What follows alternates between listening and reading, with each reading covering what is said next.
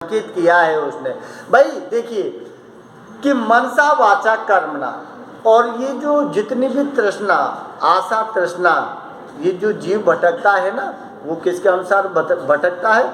जो आदमी की आशा तृष्णा है उसके अनुसार जीव भटकता है। इसलिए आशा का नाम लिया है कि आशा का ईंधन करूं, कि जीव को संकेत करता है, मानव को संकेत करता है कबीरदास, और कहता है कि हे मानव, तू क्या कर ले कि अपनी आशाओं का ईंधन कर ले, और ईंधन करके मन को जला कर राख कर दे। इसका मतलब कि मन जल जाएगा, नष्ट हो जाएगा, तो फिर भटकना बंद हो जाएगा, फिर आराम से परमात्मा का क्या हो जाएगी? सहज प्राप्ति हो जाएगी। नीचे क्या दिया है? फिर अपने को क्या कर ले? जोगी फेरी फिर करो, और अपने आप को जब मन जल जाएगा, मन का जलने से संकेत किसकी ओर है? जिसमें काम, क्रोध, लोभ, मोह, माया जो चीज़ है ना, वो नष्ट हो जाएंगी। तो फिर क्या करना? जोगी फेरी, फिर तू साधना करना ईश्वर की। कैसे? जैसे जोगी करते हैं, क्योंकि जोगी क्या करते हैं? घर घर अलग जगाते हैं। परमात्मा का निरंजन परमात्मा है ना, उसका भजन संगीत गाकर उसको खुश करते हैं। तो फिर तू उसी तरह से जोगी फेरी फिल करूँ, कि तू जोगी की तरह फिर साधना करके उस ईश्वर का भजन करना। यों बिन वो सूती, यों बिन वो सूती। इसका सूती का मतलब जो दिया है कि सूत का कर्म करके, जब तू सूत का कर्म करेगा ना योग साधना का, तो तुझे वो बिन वो सूती। इसका मतलब सूत रूपी कर्म करके तू उस ब्रह्मा की प्राप्ति प्राप्त कर सकता है। अगर ऐसा नहीं करेगा, साधना नहीं करेगा, तो फिर जो कर्म रूपी सूत है ना, वो कमजोर रह जाएगा, और फिर वो सूत नहीं बन पाएगा। इसीलिए उसने क्या दिया है कि बिन वो सूती, तो तुझे सहजी उस ब्रह्म रूपी कर्म रूपी सूत से ब्रह्म की प्राप्ति हो जाएगी, अन्यथा ब्रह्म तुझे नहीं मिलेगा। ये संकेत किया है कबीरदास ने प्राणी को समझाते हुए। देखिए आगे क्या कहता है। कबीर सेरी सांकड़ी चंचल मनवा चोर, गुण गावे लेलीन होय कछु एक मन में और। बात क्या है? बात ये है कि इसमें जो दिया है कि कभी कभार किसी को देखते हैं, अपन सुनते भी हैं, और दिखाई देने में ऐसा लगता है कि यार बहुत अच्छा भक्ति कर रहा है, या भगवान का भजन, स्मरण, संगीत, संकीर्तन, लेकिन ये कोई ज़रूरी नहीं कि, क्योंकि मन की चंचलता है, इसलिए मन के अंदर चोर की प्रवृत्ति दिखाई गई है। चोर की प्रवृत्ति दिखाई है। इसीलिए देखिए क्या दिया है। कबीर सेरी सांकड़ी चंचल मनवा चोर। कबीरदास जी कहता है कि भगवान का पाने का जो रास्ता है वो बहुत सकड़ा है। सेकड़ी दिया है ना, सांकड़ी। सांकड़ी का मतलब सकड़ा, संकीर्ण, जिसे अपन कहते हैं अपनी भाषा में तंग बोल दो, सकड़ा बोल दो। तो यहाँ शब्द दिया है कि कबीर सेरी सांकड़ी। कबीरदास जी कहता है कि भगवान को प्राप्त करना, भजन संगीत करना, तो वो रास्ता बहुत सकड़ा दिखाया है। अब उस सकड़े में क्या है? चंचल मनवा चोर। और उस सकड़े रास्ते में जब चंचल मन जो चोर है ना, जब वो जाता है तो उसको बहुत दिक्कत आती है, क्योंकि चोर के मन में तो बुरी ही बातें होंगी, इसलिए वो सकले रास्ते में ठीक से नहीं चल पाएगा। इसलिए क्या दिया है? चंचल मनवा चोर, कि ये चंचल मन है ना, जो चोर की बातें उसमें जाना चाहता है सकड़े रास्ते में भगवान को प्राप्त करने के लिए, वो सकड़ा रास्ता वो उसके लिए काम नहीं देगा। क्या दिया है कि गुण गावे लेलीन हुई। लेलीन अपन कहते हैं ना, लीन हो गया। इसका मतलब कि ऐसा दिखाई देता है जैसे व्यक्ति, लेलीन का मतलब कि बहुत ज़्यादा गंभीर होकर, लीन होकर वो भगवान की प्राप्ति करने में लगा हुआ है। लेकिन क्या दिया है, कछु एक मन में और, लेकिन उसके मन में कुछ चलता और ही है।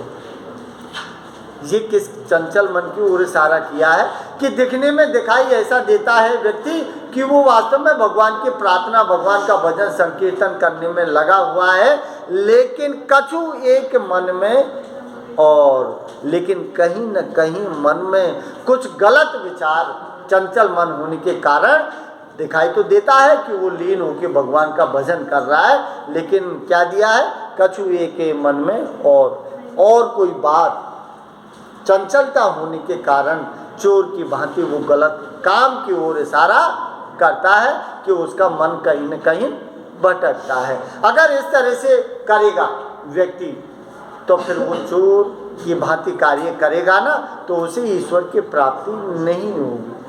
अरे मन लगाना है तो तल्लीन होके लगा दीजिए। जो शब्द दिया है कछु और एक मन, तो एक जो मन है ना उसको दूसरी ओर मत भटकने दीजिए, सिर्फ एक मन में जो लगाया है उसी को आप काम करिए, तो आपको ब्रह्म की प्राप्ति हो सकती है।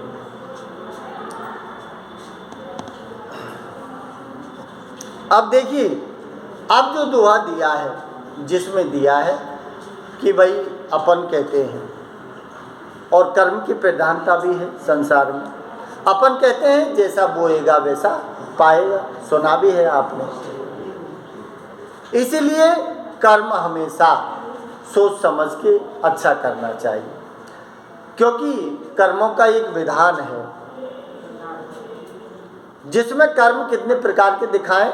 एक प्रारब्ध कर्म दिखाया है, एक संचित कर्म दिखाया है, और एक क्रियामान कर्म दिखाया है। 3 प्रकार के कर्म हैं जो मानव से जुड़े हुए हैं। प्रारब्ध कर्म का मतलब होता है कि जो पिछले जन्म में आप क्या थे, जो जन्म में आप पिछले जन्म में क्या थे, जो कर्म आपने किए हैं ना, वो आपको इस जन्म में भोगने हैं। प्रारब्ध कर्म का मतलब है जो आप कर चुके हो, जो अब से पहले आपका कौन सा जन्म था उसमें आप कर चुके हो, वो प्रारब्ध कर्म जुड़ता है उससे। और फिर जो बचा कुचा कर्म भोगना है ना आपको, तो आप इस जन्म में भोगोगे। संचित का मतलब है जो आप वर्तमान में कर रहे हो, जो वर्तमान में कर रहे हो ना, अच्छा बुरा, ये संचित कर्म है। और क्रियामान का मतलब है कि जो आगे काम आने के लिए भविष्य की कल्पना करके जो क्रिया कर रहे हो आप, जिसमें भाई मुझे कोई दुख नहीं मिले, तो जो करोगे उसका आपको आगे चल के मिलेगा। तो 3 प्रकार के कर्मों की बात बताई है, प्रारब्ध, संचित और क्रियामान। लेकिन क्या है कि ऑटोमेटिक सिस्टम है कि खाते में जीव, चाहे आप हाथी बने, चाहे आदमी बने, चाहे चींटी बने, लेकिन जीव का सिस्टम दिखाया है पुनर्जन्म का।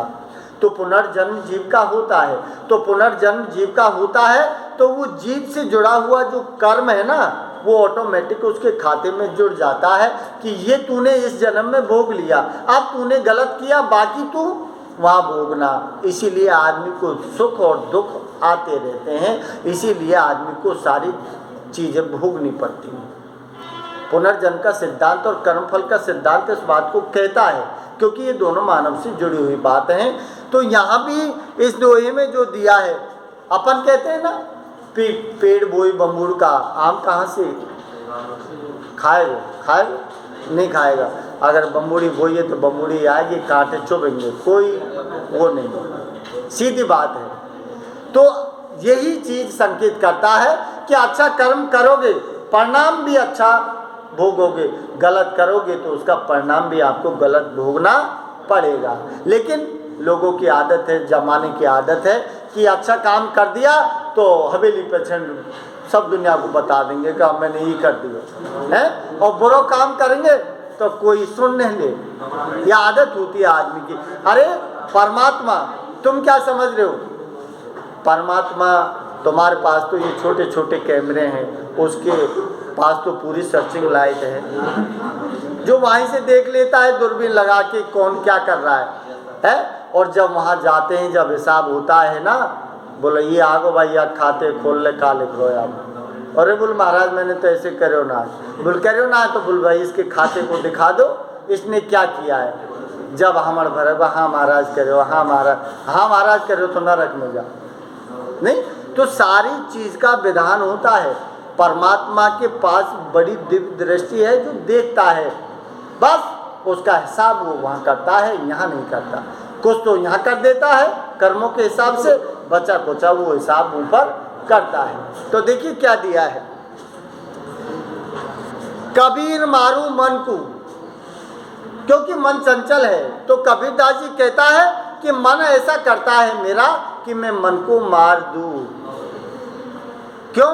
मन के कारण ही तो भटकना पड़ता है आदमी को। इसलिए कबीरदास जी प्राणी की ओर इशारा करके कहता है कि हे प्राणी तू मन को मार दे। और आगे कि टूक टूक कह जाए, कि इतना मार और इतना टूक कर इसका कि ये कोई काम का नहीं रही।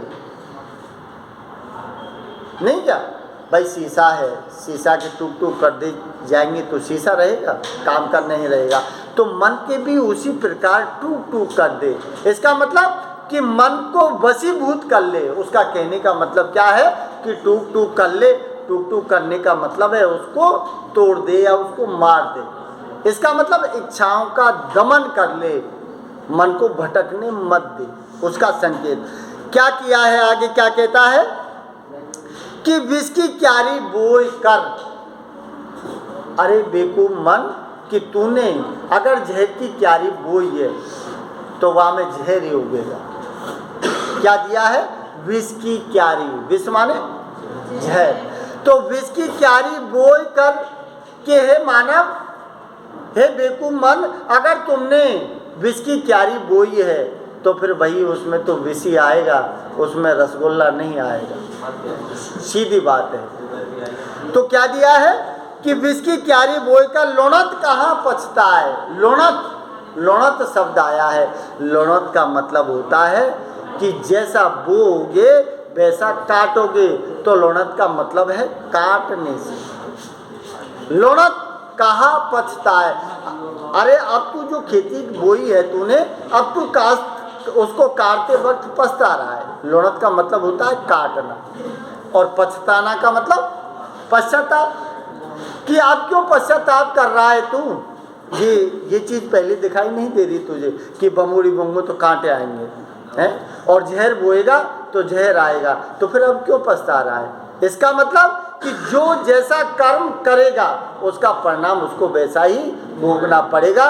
इसलिए मन को समझाते हुए उसने सारी बातें बताई।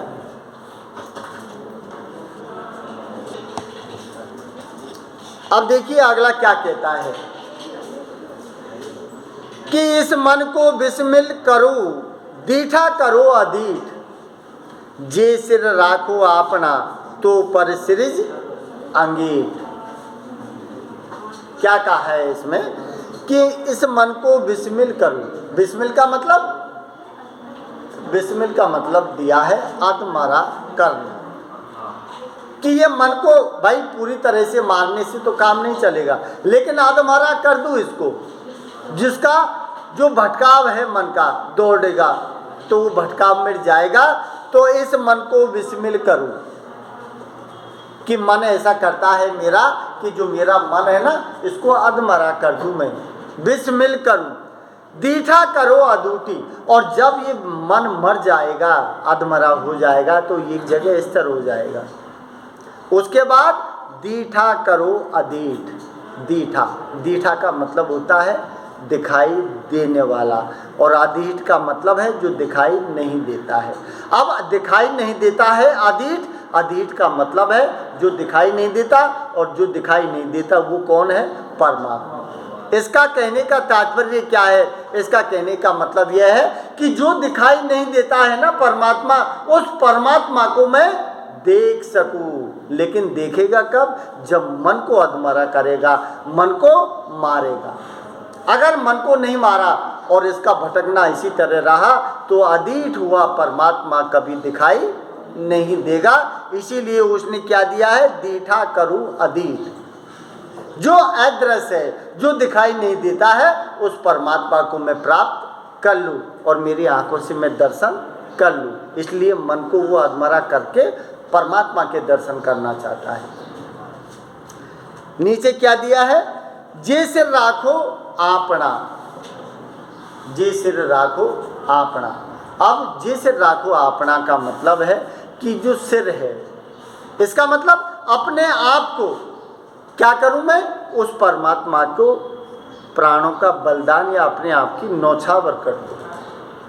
क्या दिया है कि जे सिर राखो आपना, कि मैं फिर सम्मान, सिर पर रखने का मतलब क्या है, किसी चीज़ को सम्मान देना, तो मैं परमात्मा के दर्शन करूं और हमेशा उसको सिर पर रखूं, मान सम्मान दूं उसको।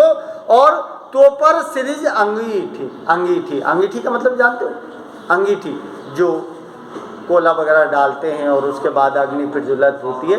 अब ये अंगीठी किसका मतलब है, ये अंगीठी का मतलब है कि जो स्वर्ग और नरक की जो कल्पना है तो मुझे प्राप्त हो जाए, भगवान के दर्शन हो जाए।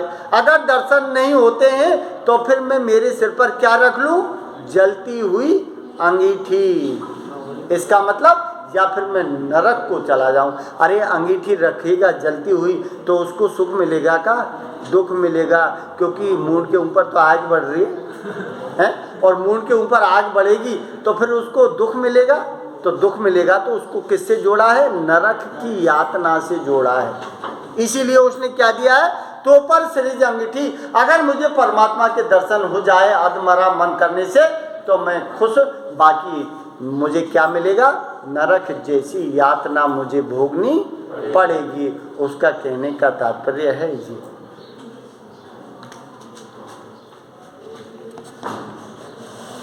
अब देखिए आगे क्या दिया है, मन जाने सब बात जानत ही अवगण करे। अवगण तो जानते हो कि मन जाने सब बात, कि मन को, मन की ओर इशारा किया है उन्होंने कि मन जाने सब बात, मन पूरी बात को जानता है।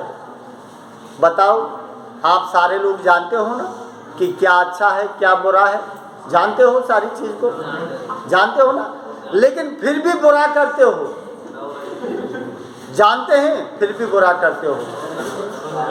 और अच्छा जानते हो तो कुछ अच्छे भी करते हैं, दोनों चीज जानते हैं। इसीलिए इसमें क्या दिया कि मन जाने सब बात, कि मन पूरी बात को जानता है और आदमी भी जानता है कि मन के वशीभूत होकर काम करने से उसका परिणाम क्या होगा, लेकिन फिर भी जानबूझकर आदमी गलत काम करता है। तो आगे क्या दिया है, जानत ही अवगण करे। अरे सब कुछ जानने के बाद भी ये मन अवगण करता है, जानने के बावजूद भी क्या करता है, ये मन अवगण, अवगण का मतलब गलत काम करता है। अब गुण अवगण, अवगुण क्या होते हैं, जो गलत कार्य करवाते हैं। तो अवगण करे, क्या दिया है, काहे की कुशलात। तो फिर तुम ये पूछो कि भाई कैसे हो, बोल ठीक, बोल ठीक काहे को, काहे की कुशलात। कुशलात का मतलब है कि फिर अच्छा नहीं हो सकता। क्या दिया है, कर दीपक कुएं पड़े। अरे बेकूबो, कबीरदास जी क्या कहता है, ये तो वही बात हो गई। कौन सी वाली, कि तुम्हारे हाथ में दीपक दिया और दीपक देते हुए भी तुम्हें कुआं दिखाई नहीं दिया और तुम कुएं में गिर पड़े। ये तो वही बात हो गई कि क्या दिया है कि काहे को कुशलात। अब कुएं में पड़े तो फिर हाथ पांव तो टूटेंगे और मर भी सकता है? तो फिर काहे की कुशलात। अरे सब कुछ आदमी जानते हुए भी अगर वो गलत काम करता है तो कबीरदास जी ने क्या दिया, कर दीपक, कर माने हाथ, दीपक कूचे पड़े। अरे तुम्हें ज्ञान रूपी दीपक जो गुरु ने दिया है तो कम से कम उसका प्रकाश तुम्हारे सामने हो रहा है, सामने तो देख लो। लेकिन कभी कभार ऐसा भी होता है कि दिया छाती पर रखेंगे तो आगे कछु ना दिखे, ऐसी पोजीशन भी होती है। तो उन्होंने कुल मिला के जो बात बताई है वो बात क्या दिखाई है, जो मन है ना, मन जाने सब बात, मन टोटल बात जानता है, क्या अच्छा है क्या बुरा है, और जानत फिर भी वो अवगुण अर्थात अवगुण करता है, गलत काम करता है। और काहे की कुशलात कर दीपक की कबीरदास जी कहता है कि जो आदमी है ना, उस आदमी के हाथ में गुरु है, उस गुरु ने ज्ञान रूपी दीपक दे दिया, लेकिन फिर भी वो कुएं में पड़ रहा है, तो फिर काहे की कुशलात है, किस चीज़ का कोई समझदारी दिखाई नहीं देती है। इसलिए उन्होंने इस बात को कहा।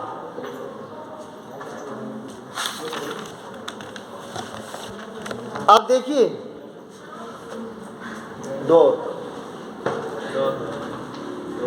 देखिए क्या दिया है, हृदय भीतर आरसी मुख देश प्रणाम ने जाए। हृदय भीतर आरसी, आरसी का मतलब जानते हैं? आरसी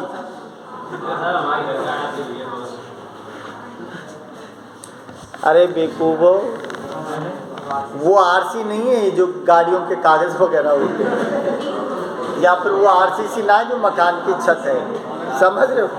ये आरसी का मतलब क्या है? आरसी का मतलब होता है दर्पण, शीशा, आरसी का मतलब होता है।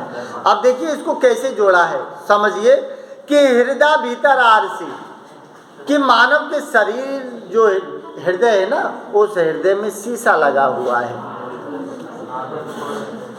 हृदय में क्या लगा है? शीशा। कि हृदय भीतर आरसी मुख देखण न जाए, लेकिन उस परमात्मा की छवि को वो उसमें दर्शन नहीं करता है। अरे शीशा काम क्या आता है? शीशा दर्शन करने के काम आता है? आप जब सुबह कॉलेज आते हो तो है कोई ऐसा बंदा जो शीशा के सामने नहीं जाए? है कोई नहीं है ना? क्यों जाते हो उसके सामने? अपना दर्शन करने के लिए, परमात्मा के दर्शन, अपना दर्शन करने के लिए आप जाते हो। तो फिर इसीलिए कबीरदास ने क्या बात बताई है कि हृदय भीतर आरसी। अरे मन को समझाते हुए कहता है कबीरदास कि हे मानव, कि तेरे हृदय के भीतर दर्पण है, तू उस दर्पण, मन रूपी दर्पण में क्या नहीं कर, मुख देखण न जाए, कि उस परमात्मा का मुख जो है ना, उसका दर्शन तू नहीं करता है। अर्थात अपने मन में, अपने हृदय का जो शीशा है ना, उस शीशा में परमात्मा को बसा ले और उसके बाद तू उसका दर्शन कर ले, तो फिर तुझे कहीं भटकने की जरूरत नहीं है। क्या दिया है?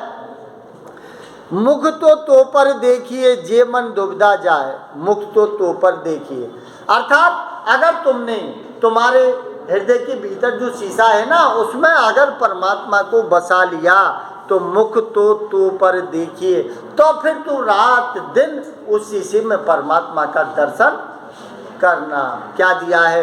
मुख तो पर देखिए। फिर उस मुख किसका मुख दिखाया है? परमात्मा का। फिर उस मुख को आप रात दिन देखिए। और क्या दिया? जे मन दुविधा जाए। लेकिन होगा कब ये होगा कब? मन दुविधा का मतलब कठिनाई, कि मन के अंदर की जो कठिनाई है, जो मन के अंदर की चंचलता है ना, जब तक वो दूर नहीं होगी, जब तक आपके हृदय रूपी शीशा में उस परमात्मा की छवि नहीं उतरेगी, और उतर गई तो फिर आपको उसका दर्शन सहज सुलभ भांति आपको हो जाएगा। ये चीज़ दी है। अब देखिए एक दोहा और देख लो लास्ट में क्या दिया है, कि मन दिया मन पाया, मन बिन मन न हो, मन दिया मन पाया। अरे सीधी बात है कि ये भक्त और ईश्वर के बीच की वार्तालाप बताई है उन्होंने, भक्त और ईश्वर। इसका मतलब कि मन दिया मन पाया, पहले भगत ईश्वर को भजता है, अर्थात अपने मन को परमात्मा के हवाले करता है, जब जाके परमात्मा का मन कृपा दृष्टि उसके ऊपर होती है। तो क्या दिया है? मन दिया मन पाया, कि हे मानव, हे प्राणी, पहले तू परमात्मा को भज, अपना मन उसको समर्पित कर, तो फिर वो अपने आप ही अपने मन को तुझे दे देगा, अर्थात उसकी कृपा दृष्टि तेरे ऊपर हो जाएगी। मन बिन मन न होए, अगर तूने मन उसको नहीं दिया तो फिर वो भी तुझे मन नहीं देगा, अर्थात तेरे ऊपर वो कृपा दृष्टि नहीं करेगा। अरे पहले मन दो फिर मन लो, यही होता है। अब इसमें क्या है कि मन उन्मन अस अंड ज्यों, मन उन्मन, उन्मन, उन्मन का मतलब उदास, कि मन उन्मन उस अंड जो खनल आकाशा जो, खनल, वैसे खनल दिया है ये, लेकिन खनल हो सकता है कि खनल की जगह अनल हो, क्योंकि यहाँ अग्नि का प्रयोग किया है, तो खनल का मतलब आग से दिया है। जैसे दिया कि अग्नि की ज्योति जैसी दिखाई देती है ना, ठीक उसी प्रकार क्या दिया है? खनल आकाशा जो, तो ठीक उसी प्रकार तुमको परमात्मा की ज्योति आकाश में दिखाई देगी। कब? जब आप पहले अपने मन को प्रभु के हवाले करोगे, तो प्रभु का मन आपकी ओर आकर्षण हो जाएगा और कृपा दृष्टि हो जाएगी। इसलिए मुख तो सॉरी मन उन्मन अंड जो, इसलिए पहले